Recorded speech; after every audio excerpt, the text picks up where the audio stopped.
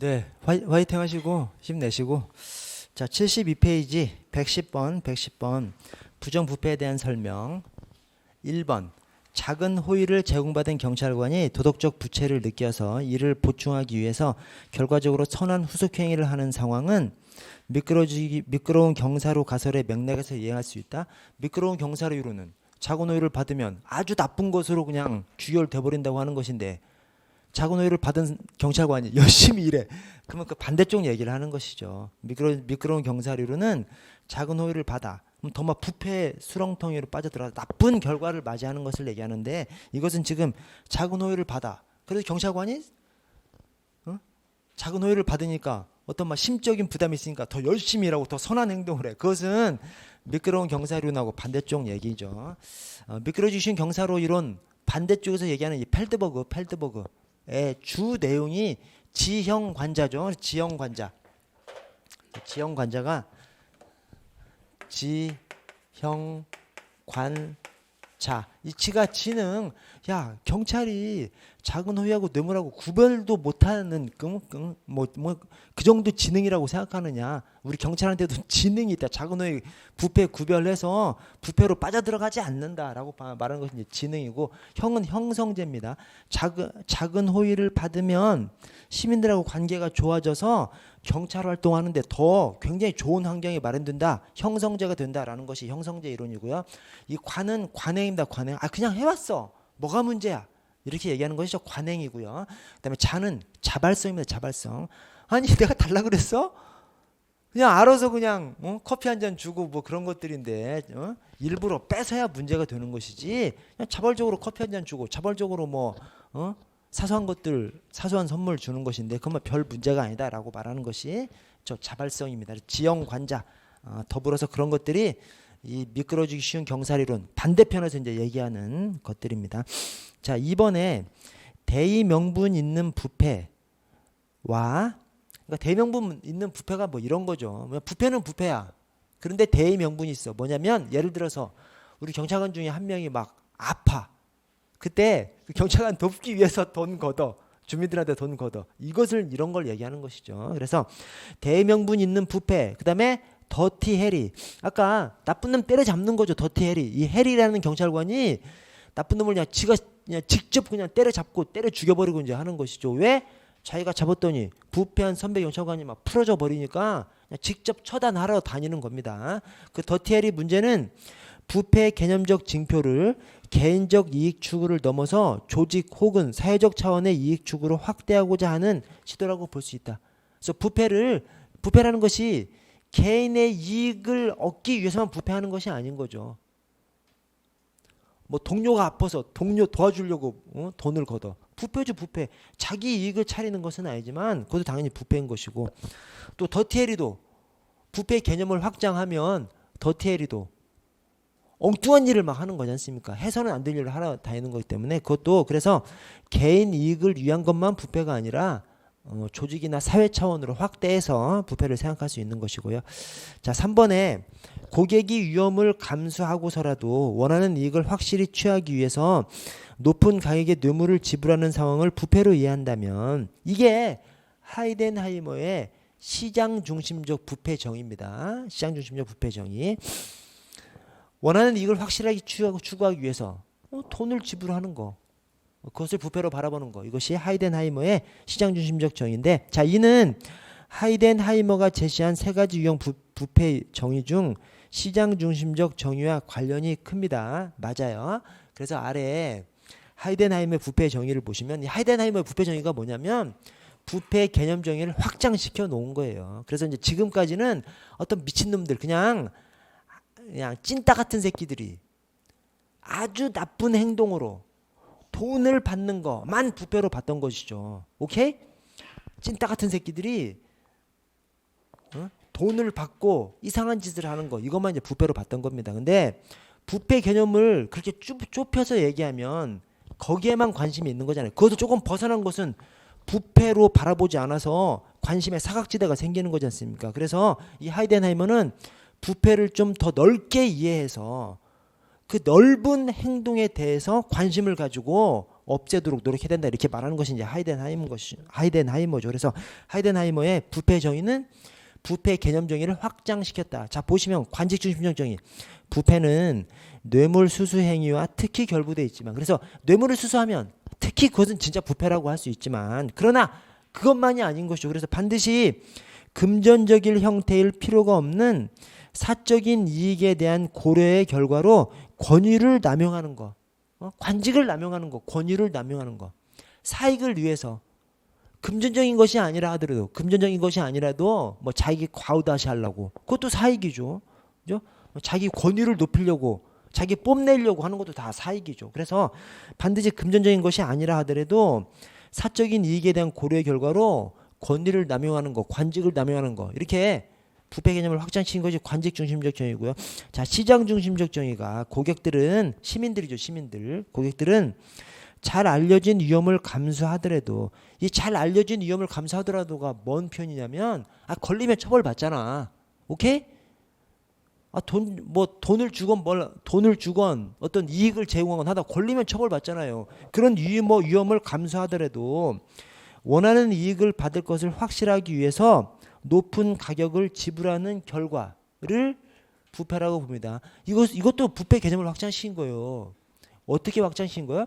돈을 주는 것은 지금 여긴 뇌물을 지불하는 것을 말하는 것이니까 돈 주는 건 맞죠. 그러나 지금까지는 어떤 이상한 새끼들만 돈 주고 부패를 저지르는 거라고 생각한 거잖아요. 그런데 지금 이익을 받을 것을 확실하기 위해서 높은 가격을 지불하는 거 꼭 마치 시장에서 물건 사듯이 자기가 필요할 때 부패를 행할 수 있다는 겁니다. 이 말이 뭔 말이냐면 어떤 미친놈이 부패를 하는 것이 아니라 어떤 개인의 합리적인 선택으로서 부패를 선택할 수 있다는 거예요. 그래서 합리적인 사람들도 부패를 선택할 수 있기 때문에 부패가 생기는 그런 지점에서 부패가 필요치 않게 만들어야 되는 것이죠. 왜? 원하는 이익을 확실하게 받는다는 확신이 있으면 부패를 선택하니까. 그러니까 제대로 된 이익을 받을 수 있는 가능성은 없애버려야 되는 것이죠. 그런 것이 남아 있으면 개인이 처벌받더라도 확실한 이익을 확실하게 하기 위해서 부패를 선택할 수 있는 것이죠. 그래서 이 시장 중심적 정의에서 부패 개념을 확장시킨 것은 옛날에는 이상한 놈들이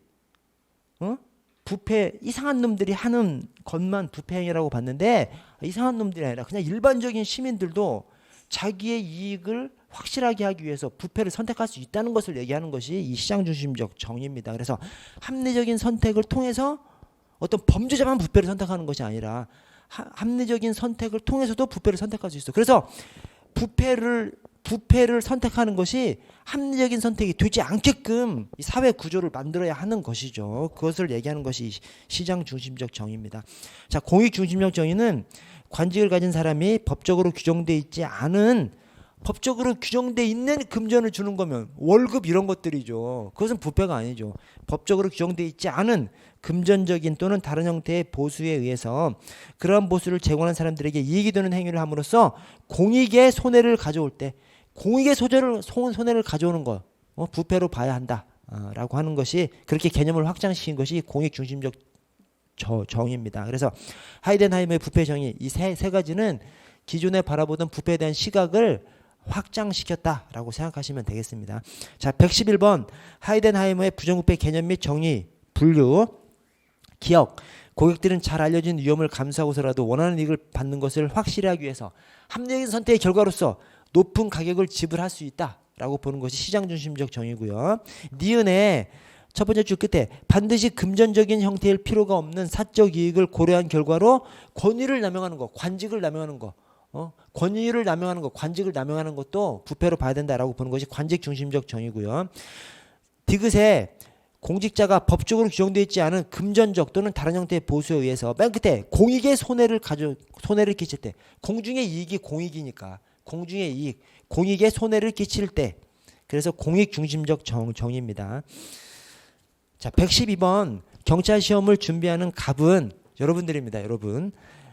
언론에서 경찰 공무원의 부정부패 기사를 보고 나는 경찰이 되면 저런 행위를 하지 않겠다는 생각을 가져. 이런 현상에 대한 설명으로 가장 적절하지 않은 것은. 자, 1번 이런 현상을 침묵의 규범이라고 해요. 아니죠. 침묵의 규범은 동료의 부패에 대해서 눈 감는 거, 묵인하는 것을 침묵의 규범이라고 이렇게 어떤 조직에 들어가지도 않았는데 그 조직인처럼 막 생각하게 되는 거. 이것을 예기적 사회화라고 하죠. 원래 사회화라는 것은 어떤 조직에 들어갔을 때 재사회화가 되죠. 그런데 조직에 들어가기 전에도 그 조직에 들어가려고 꿈꾸는 사람은 그 조직에 대해서 관심이 엄청 많아지는 거죠. 그래서 경찰을 꿈꾸는 사람들은 경찰에 들어가기 전에부터 TV에서 막 경찰 욕하면 뭐 엄청 싫잖아요. 그러지 않아요, 여러분? 그리고 또 뭐 검경 수사권 조정하는데 뭐 검사가 막 저는 지금도 TV에서 막 검사들만 뭐 개나 소나 다 검사가 임명되지 않습니까? 엄청 싫어요. 진짜 막 너무 싫어, 너무 싫어. 여러분들도 아마 비슷한 심정일 거라고 생각합니다. 그렇게 어떤 조직에 몸을 담기 전부터 꼭 조직인과 비슷한 심리 상태가 형성되는 것을 예기적 사회화, 조직인이 되기 전부터 그냥 사회화가 미리 돼버리는 거 예기적 사회화라고 합니다. 자, 3번에 경찰 공무원의 사회화는 경찰이 되기 전에 가치관에 의해서 영향을 받는다. 당연히 이건 뭐 당연한 표현이고. 4번에 경찰 공무원은 공식적 사회화 과정보다 공식적 사회화 과정이 뭐예요? 뭐 교육훈련이나 이런 것이죠. 공식적인 제도들, 뭐 교육 제도, 뭐 이런 것들, 그래서 교육훈련 이런 것들. 자, 그런 것들보다 비공식적 사회화 과정에 영향을 더 받는다. 비공식적 사회화가 선후배들한테 배우는 거. 한마디로 저 깡패 같은 선배생한테 더 많은 걸 배운다는 거예요. 그래서 조직인들이 중요한 것이죠. 그래서 우리 경찰은 공식적인 사회화 과정, 교육훈련이라든가 이런 것들보다 비공식적 사회화 과정, 선후배들, 동료들 이런 사람들한테 더 많은 영향을 받습니다. 왜 그래? 우리 경찰이 몸으로 뛰는 직업이라서 그렇죠. 전에 모 청장이 우리 경찰은 몸으로 하는 직업이 아니다라고 얘기를 했죠. 저는 개망언이라고 생각합니다. 우리 경찰은 기본적으로 몸으로 뛰는 직업이죠. 그죠? 몸으로 뛰는 직업의 특성이 사회화가 어떤 뭐 공식적인 뭐 책이라든가 교육훈련 이런 것이 아니라 동료들한테, 선배들한테 이렇게 배우는 것이 훨씬 더 중요한 것이 몸으로 뛰는 직업이죠. 그래서 우리 경찰도 비공식적 사회화 과정 영향을 더 많이 받습니다. 공식적인 사회화 과정보다. 자, 113번 경찰의 냉소주의. 냉소주의가 있고 회의주의가 있죠. 회의주의는 뭐예요? 따져봤더니 합리적이지 않아서 싫어하는 것이 회의주의입니다. 냉소주의는 무조건 싫어하는 것이 냉소주의입니다. 그래서 냉소주의는 대상이 특정되지 않아요. 뭐든 다 싫어. 그리고 이유가 없어. 구체적인 이유가 없어. 그냥 무조건 싫어. 그래서 개선의 의지도 없는 것이 냉소주의입니다. 그래서 저는 그냥 냉소주의를 냉소주의는 다 없어.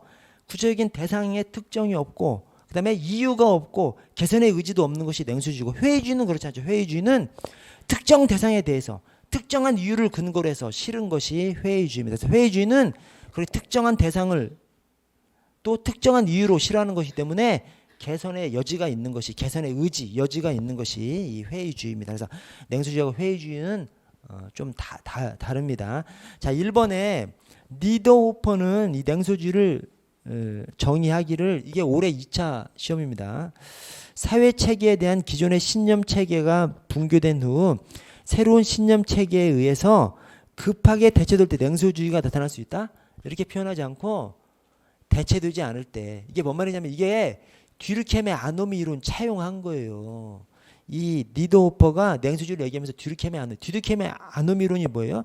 아노미 상태에서 개인이 범죄를 저지를 수 있다고 했죠. 듀르켐이. 그 아노미 상태가 뭐예요? 사회 가치가 붕괴된 다음에 새로운 가치로 대체되지 못할 때 느끼는 그 개인의 혼돈 상태를 아노미 상태라고 얘기했습니다. 사회 가치 체계가 붕괴되고 새로운 가치로 대체되지 못할 때 개인의 극단의 혼돈 상태, 혼란 상태를 아노미 상태라고 했습니다. 그 똑같이 얘기한 겁니다. 그래서 기존의 신념 체계가 붕괴된 후에 새로운 신념 체제에서 대체될 때가 아니라 새로운 신념 체제에 대체되지 못해서 그 막 망가진 상태, 그것을 그때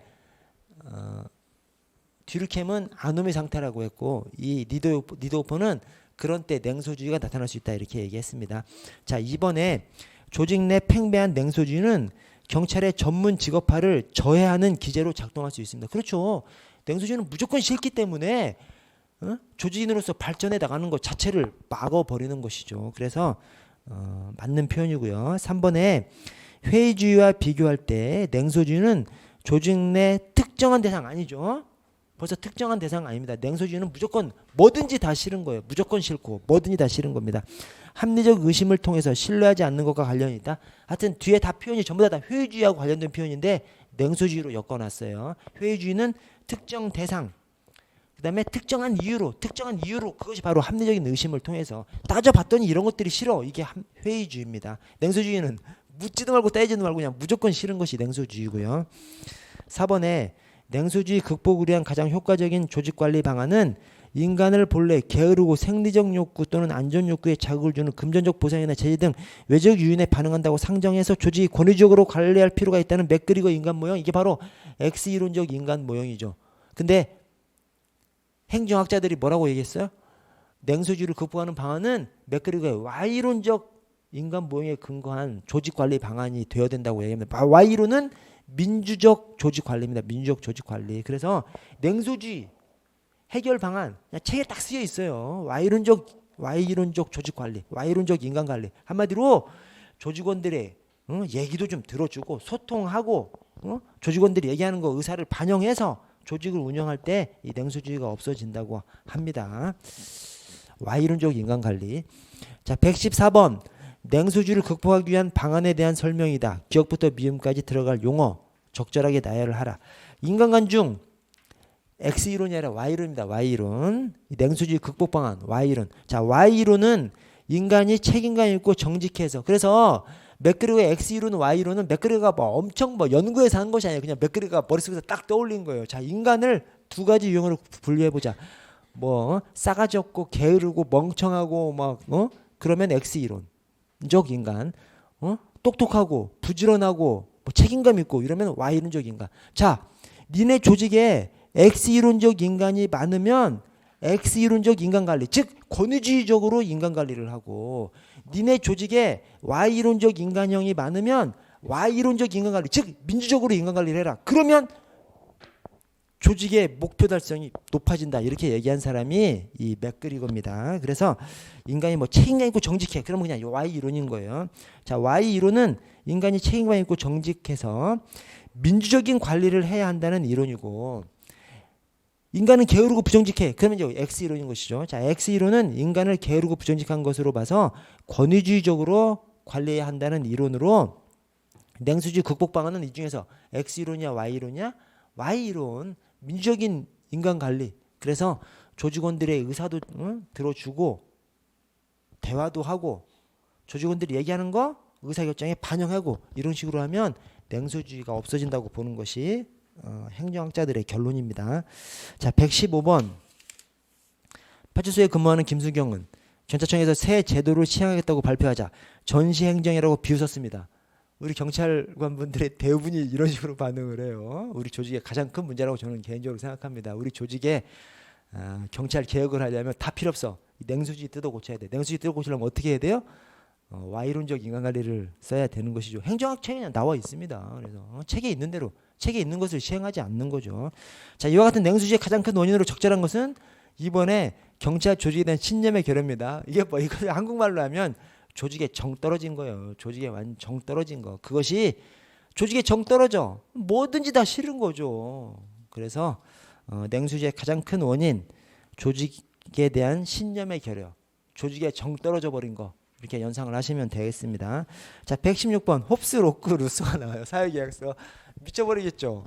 야, 이게 어디 저 정치학도 아니고 사회학도 아니고 한데 우리 경찰학이 포괄하고 있는 영역이 엄청 광범위해요. 진짜 엄청 광범위합니다. 이 사회계약설이 왜 나와요? 여러분, 사회계약설이 뭐죠? 인간한테 자연권이 있었다는 거잖아요. 인간한테 자연권이 있다는 겁니다. 여러분, 지금 얘기하면 이게 아무것도 아니지만 중세를 벗어난 이 근대에서 이 사회계약설, 인간한테 자연권이 있다고, 천부적인 자연권이 있다고 얘기하는 것은 혁명입니다. 혁명. 왜? 그때는 인간이 완전 다 그냥 소유물이었죠. 소유물.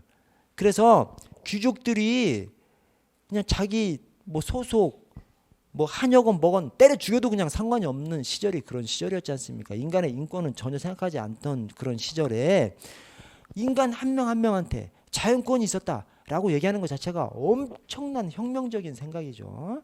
자, 그때 인간의 자연권이 있어서 자연적인 상태에서는 평화로운 상태야. 근데 이 자연적인 상태에서 각 개인이 안전을 유지하지 못하기 때문에 왜? 힘센 사람만 막 자연 상태에서 막 폭력을 휘둘러 버리기 때문에 각 개인들이 자연권은 있지만 안전을 유지할 수 없어. 그래서 자연권을 전부 양도하건 일부 양도하건 하여튼 자연권을 양도해서 국가라는 것, 사회계약에 의해서 국가라는 것을 만들었다는 것이 바로 사회계약론입니다.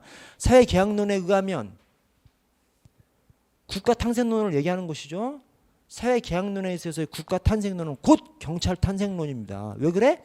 안전확보를 위해서 국가를 만들었다며 안전확보를 위해서 활동하는 기관이 경찰이지 않습니까? 그래서 이 사회계약론이 경찰학자들은 경찰탄생론으로 보는 겁니다. 그러면서 이 사회계약론 자체가 서양에서 민주주의의 출발 이론이거든요. 아니 한 개인들한테 다 천부적인 자연권이 있었대. 그 말 자체가 민주주의의 출발 이론이거든요. 그래서 이 민주주의의 출발 이론이 우리 경찰학에서는 경찰 탄생론으로 이제 보는 겁니다. 그래서 우리 경찰학에 좀 나와요. 자, 보시면 여러분 다음 페이지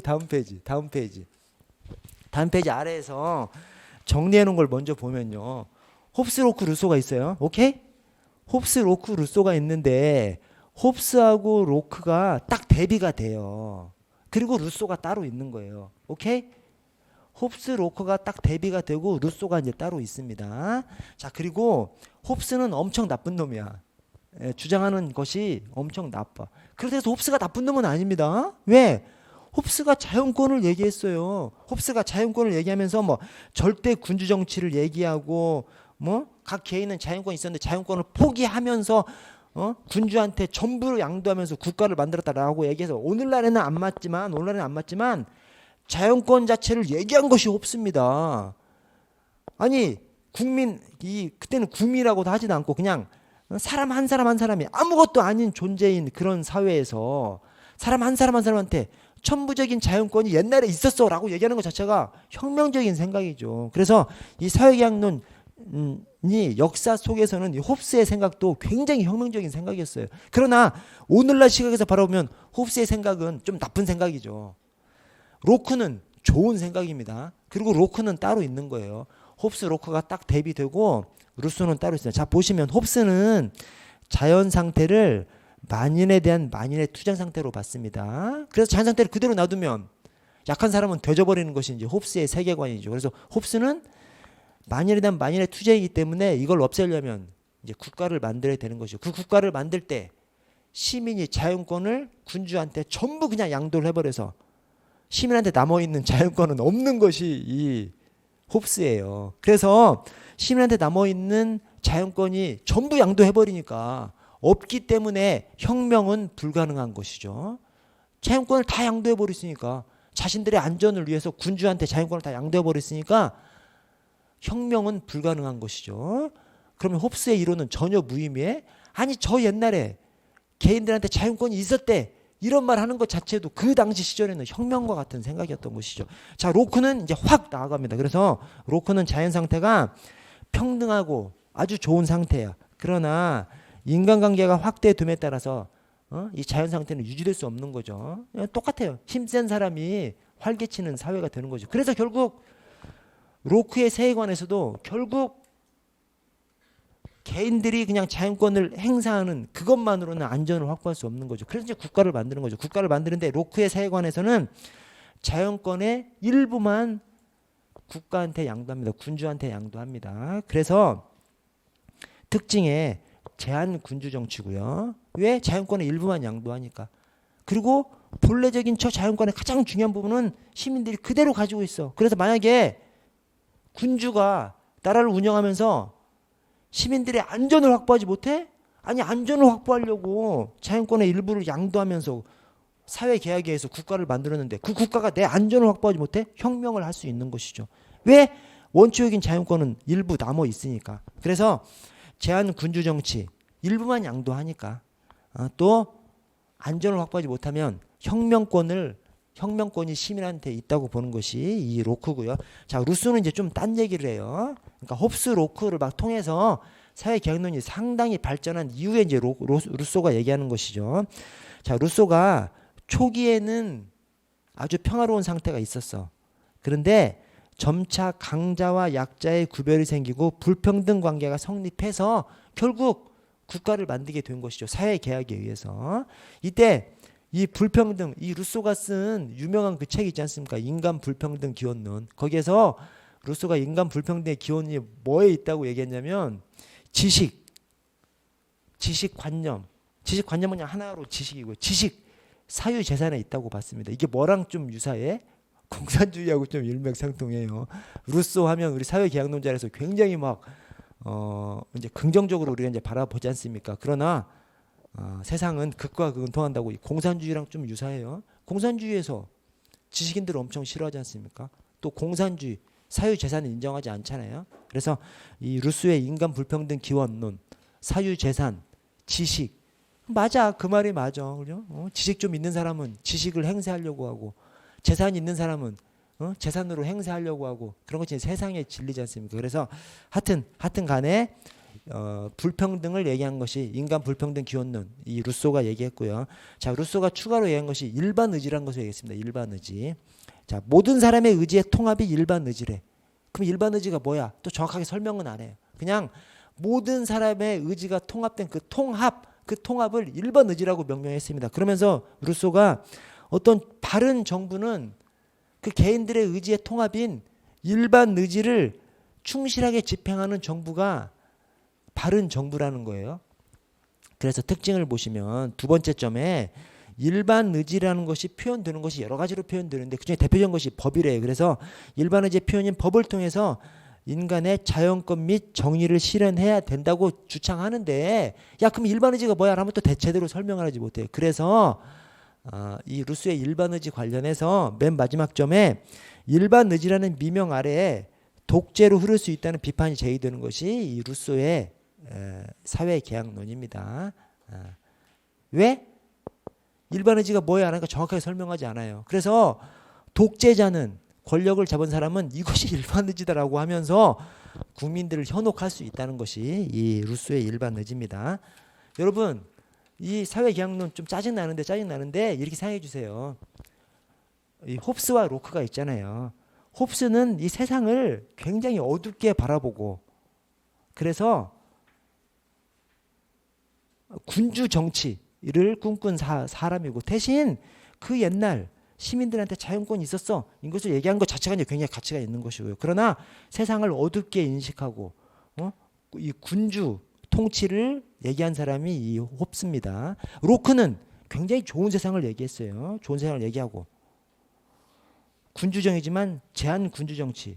그러니까 군주정치가 완전히 다 할 수 없는 거죠. 군주라도 일정한 제한을 가지고 정치를 해야 되는 것이고요. 그리고 자연권을 일부 양도한 것이기 때문에 개인의 안전을 위해서 사회적 계약을 통해서 국가를 만들어서 근데 그 국가가 개인의 안전을 지키지 못하면 혁명을 할 수 있다고 바라본 것이 이 로크입니다. 그래서 홉스하고 로크가 딱 반대돼요. 그 다음에 루소는 일반 의지의 일반 의지. 그래서 그것을 중심으로 좀 봐주시면 되겠습니다. 여러분 좀 앞으로 넘어와서 116번. 자, 다음 중 틀린 것은 근데 다 맞아. 보시면 가에 로크는 자연 상태에서 처음에는 자유롭고 평등하고 정의가 지배하는 사회였다가 인간관계가 확대됨에 따라서 자연권 유지가 불안해진다고. 그래서 자연권을 일부 양도하면서 사회계약을 통해서 국가를 만드는 거죠. 여기서 말하는 사회계약이라는 것이 시민들은 자연권의 일부를 양도하고 국가는 그래 너희들의 안전을 책임져 주겠다. 이것이 이제 계약이라고 보는 것이죠. 시민들은 자연권을 일부 양도하고 국가는 안전을 책임지겠다. 이런 것을 이제 사회적 계약으로 보는 겁니다. 자, 로크는 상당히 세상을 좀 긍정적으로 바라보는 것이고, 자, 죄송합니다. 마의 홉스를 보시면 홉스는 자연권의 전면적 양도 및 국왕의 통치에 절대 복종해야 한다고 했다. 그래서 홉스는 이 세상을 어둡게 바라보는 것이 이제 홉스고요. 자, 루소는 자연 상태에서 처음에는 자유, 평등이 보장되는 목가적 상태에서 점차 강자와 약자의 구별이 생기고 불평등 관계가 성립한다고 봤습니다. 그 불평등의 원인이 사유재산, 지식 이런 것에 있다고 봤고요. 그래서 이 루소 얘기하면 인간 불평등 기원론, 그다음에 뭐 일반 의지 이런 것들 중심으로 그냥 포인트, 키워드 중심으로 생각하셔도 됩니다. 다음 페이지 보시면 자 117번 루소가 주장한 사회계약론. 자 1번 공동체의 구성원 전체가 개별적인 의지를 초월하는 일반 의지에 따를 것을 약속함으로써 국가가 탄생했고 일반 의지의 표현이 법이고 일반 의지 행사가 곧 주권이 된다. 일반 의지 중심으로 얘기하고요. 자 3번에 공동체 구성원은 사회계약을 통해서 자연적 자유 대신에 사회적 자유를 얻게 된다. 이것은 뭐 그냥 사회계약론 공통으로 있는 얘기고요. 자 4번에 시민들이 기본권을 보호하기 위해 계약을 통해서 정부를 구성했으므로 국가가 시민의 기본권을 침해하는 경우 시민은 저항할 수 있어요. 저항권은 누가 얘기했죠? 저항권 없는 것이 홉스, 저항권 인정하는 것이 로크. 그렇습니다. 그래서 홉스, 로크가 서로 반대고 루소는 저 불평등 기원론, 일반 의지 이걸 좀 중심으로 이해하시면 되겠습니다.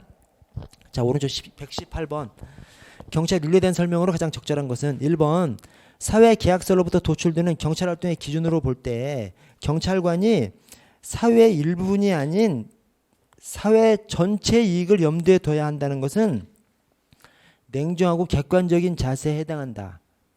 맞습니다.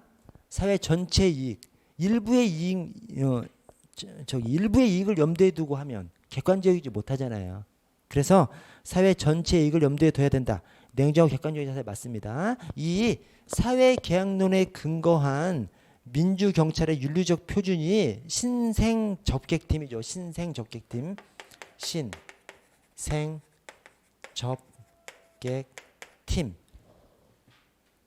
여러분 이게 자 공공의 신뢰, 그 다음에 국민의 생명, 재산 보호, 그 다음에 공정한 접근, 그 다음에 냉정하고 객관적인 자세, 그 다음에 팀워크입니다.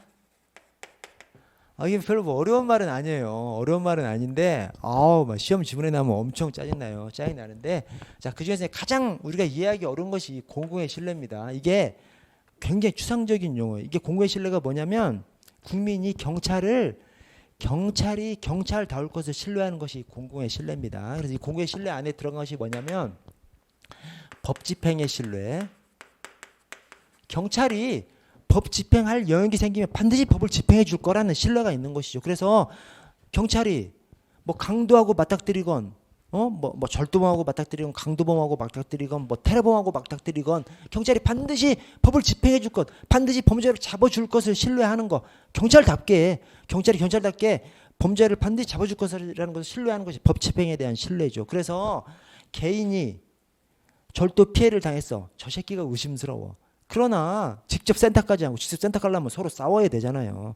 그래서 직접 센터까지 않고 경찰한테 신고하는 이유가 법 집행에 대한 신뢰가 있기 때문에 경찰한테 신고하면 경찰이 경찰답게 범인을 잡아서 내가 도둑 맞은 거 찾아줄 거라는 신뢰가 있으니까 경찰한테 신고하는 것이죠. 자, 법 집행에 대한 신뢰, 또 뇌물을 받지 않을 거라는 신뢰. 경찰이 뇌물을 받지 않는 것이 경찰다운 것이죠. 그래서 경찰답게 경찰이 돈이 없지 가오 갚냐 그러죠. 경찰 가오는 있는 거죠. 돈이 없을 뿐이에요. 그래서 경찰은 돈을 받지 않는 거죠. 거기에 대한 국민이 신뢰하는 거죠. 경찰이 뇌물을 받지 않는 것에 대한 신뢰. 그다음에 마지막으로 최소한 법 집행의 신뢰.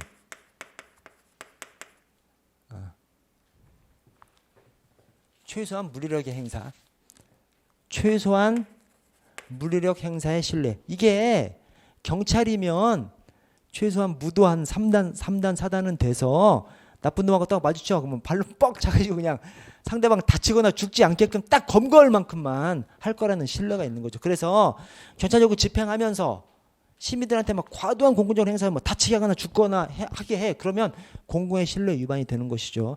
이 최소한 물리력의 행사에 대한 신뢰, 이것이 생명 재산 보호하고 유사합니다. 유사해. 그래서 경찰이 공권력을 행사하다가 아무리 범죄자라 하더라도 딱 그냥 검거할 만큼 최선의 물리력을 행사해야 되는데 국민이 다치거나 죽어. 그러면 공공의 신뢰에도 위반되고 동시에 생명 재산 보호에도 위반돼요.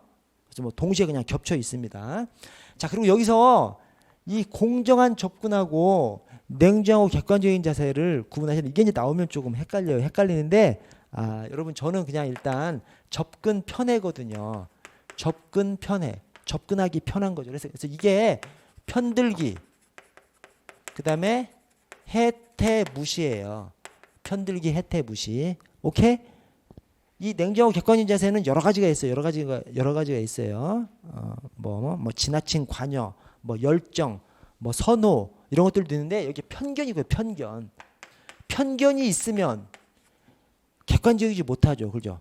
편견이 있으면 객관적이지 못하죠. 그래서 이 공정한 접근에 위반되는 것이 접근 편애, 그래서 편들기, 해태, 무시 이런 것이 있습니다. 그런데 편자로 똑같이 시작하는데 편견이 있으면 객관적이지 못하죠.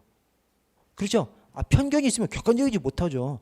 그래서 이 편들기는 공정한 접근에 위반되고 편드니까 공정하지 못한 거죠. 그렇죠? 편드니까 편들면 안 되지. 공정하게 해야죠. 편들면 공정하지 못하니까 공정한 접근에 위반되는 것이 접근 편애, 편들기 해태 무시. 편견은 냉정하고 객관적인 자세에 위배되는 거라고 생각해 주시고, 자, 팀워크, 협동이죠. 협동.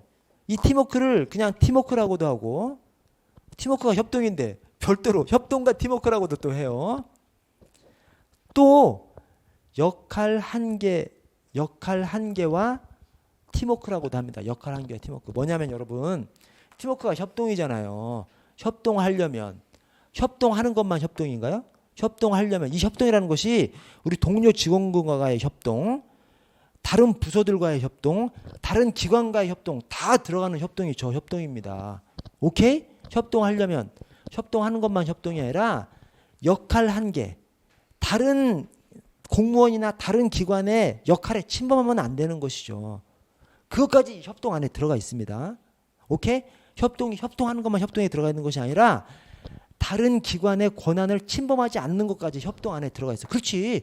다른 기관의 권한을 침범하면 협동이 당연히 안 되죠. 그래서 어떤 질문이 있냐면 경찰관이 범죄자를 잡아가지고 좋은 사람, 나쁜 사람을 구분해서 나쁜 사람이라고 막 혼내치는 거, 이것을 여기에서 어디에 위배되는 거야? 이 팀워크에 위배됩니다. 왜냐하면 팀워크가 그냥 팀워크가 아니라 역할 한계와 팀워크거든요. 그래서 협동하는 것만 팀워크가 아니라 다른 기관의 권한을 침범하지 않는 것도 저 팀워크에 들어갑니다. 조금 전에 경찰관이 범인을 검거해서 좋은 사람, 나쁜 사람을 가려서 너 나쁜 사람이라고 막 혼내키기까지 해. 그게 뭐야?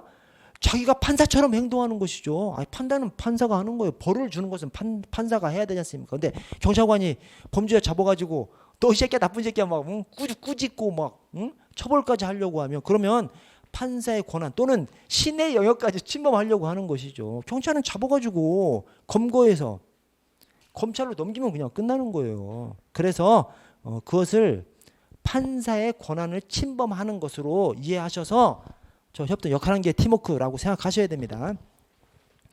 자, 그래서 1번은 냉정하고 객관적인 자세, 사회 일부분이 아닌 사회 전체의 이익을 염두에 둬야 하기 때문에 일부분만 대변해버리면 객관적인 자세가 아닌 것이죠. 자, 3번에 경찰청 공무원 행동 강령에 따라서 공무원은 범죄 수사규칙 30조에 따른 경찰관선의 수사지휘 옆에다가 수사에 관한 지시라고 좀 적어 주십시오. 이게 뭐냐면 우리 저 경찰학 안에서 일정한 법칙이 있어요. 뭐 저기 지금 많이들 이제 들어보신 분들이 있는데 어떤 법칙이 있냐면 임의 규정, 강행 규정에서 뭐 해야 한다, 할 수 있다 해서 상관의 지시에 대해서는 임의 규정이에요. 청렴사항에 대해서는 강행 규정입니다. 오케이? 기본형이. 그래서 여기서 말하는 상관의 지시가 뭐냐면 이것도 상관의 수사지휘가 뭐예요? 수사에 관한 지시입니다. 왜? 상관의 지시에 대해서는 문제가 있어도 임의 규정을 해놨어요. 그 임의 규정이라는 것이 뭐냐면 할 수 있다. 그래서 상관의 지시에 문제가 있어. 뭐 위법이 의심되거나 뭐 공정하지 못한 이런 서술이 들어갔다 하더라도 상관의 지시에 대해서는 임의 규정이라니까. 그래서 뭐 따르지 아니할 수 있다. 행동관련 책임관과 상담할 수 있다. 이런 식으로 했습니다. 왜 그러냐면 그것이 복종 의무와의 조화를 위해서 그래요. 저 국공법에 복종 의무가 있지 않습니까? 국공법의 복종 의무가 뭐예요? 상관의 직무상 명령에 복종하여야 한답니다. 이것은 의무적으로 되죠. 복종해야 한다. 가행적으로 표현되어 있습니다. 아니 상관의 직무상 명령이 지시죠. 상관의 직무상 명령에 복종하여야 한다. 공무원은 이게 복종해야 한다. 강행적으로 표현됐으니까 의무지. 강행적으로 표현되지 않으면 의무가 아니죠. 복종해야 하기 때문에 의무죠. 그렇죠? 자, 복종 의무에서 상관의 직무상 명령에 복종해야 된다고 해놨어요. 그 다음에 다른 조문들에서 뭐 따르지 아니해야 한다.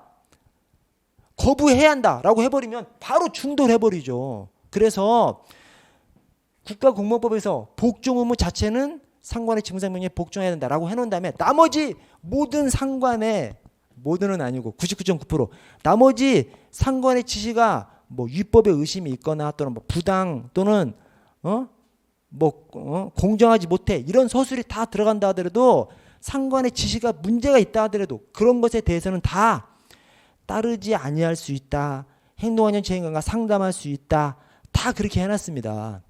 딱 하나만 그러지 않아. 그 딱 하나가 경찰관 인권행동 강령입니다. 그래서 경찰관 인권행동은 제가 삐꾸 강령이라고 부릅니다. 경찰관 인권행동 강령에서만 따르지 아니해야 하고 이렇게 가행적으로 좀 표현이 되어 있어요. 그 하나만 그건 제가 그때 가서 또 말씀드리고 그 하나 빼놓고 나머지는 전부 다 상관의 지시에 대해서는 임의적으로 표현하고 있습니다. 여기도 역시 수사 지휘가 뭐예요? 수사에 관한 지시예요. 수사에 관한 지시. 그래서 끝에 행동관련 책임관에게 상담을 요청해야 한다가 아니라 요청할 수 있다. 기본형이 또 파생형은 가행적으로 가기도 하는데 기본형은 임의적으로 표현이 되어 있습니다. 자, 4번에 경찰 윤리 강령의 문제성으로 비진정성의 조장은 강령의 내용을 행위의 울타리로 삼아서 강령에 제시된 바람직한 행위 그 이상의 자기희생을 하지 않으는 것. 딱 강령만큼만 하려고 하는 것. 그것이 최소주의의 위험이죠.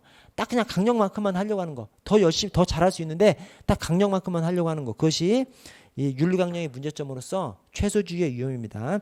여러분 저 아래 윤리강령의 문제점을 보시면 다른 것들은 다 그냥 이해할 수 있어요. 뭐 실행 가능성의 문제, 윤리강령이라는 것이 법규로 되어 있지 않으니까 강제하지 못하는 것이죠. 그것이 이제 실행 가능성의 문제고 나머지 뭐 최소주의 위험 조금 전에 봤고 저 우선순위 미결정 여러 가지 기준이 섞여 있어. 그때 우선순위를 제공해주지 못하는 것, 행위 중심적 성격, 행위 이전의 의도, 가치관을 건드려줘야 되는데 행위 이전의 의도나 가치관, 인성 이런 것들은 건드려주지 못한다는 것. 그것이 행위 중심적 성격이고요. 자, 나머지 두 번째 냉소주의하고 비진정성 조장을 구분할 줄 아셔야 됩니다. 냉소주의하고 비진정성 조장이 엄청 비슷한데 저는 그래서 그냥 거기 비진정성 조장이 자발적인 행동이 아니라 타율성. 그래서 그냥 비자타 그냥 이렇게 외우고 그냥 끝내버렸습니다. 그냥. 그래서 뭐 자발적인 행동이 아니라 뭐 타율성 이거 다 그냥 비진정성 조장이고 냉소주의는 참여시키지 않아서 발생하는 거. 그걸 그냥 냉소주의라고 그냥 그렇게 그냥 구분해 버렸습니다. 내용이 비슷해. 엄청 비슷한데 이 비진정성 조장에는 자발적인 행동이 아니라 외부로부터 요구된 것으로서 타율성 이런 표현이 나옵니다. 그래서 비자타 그냥 생각하고 넘어가 주세요. 여러분 저 좀 쉬었다가 15분에 시작하겠습니다.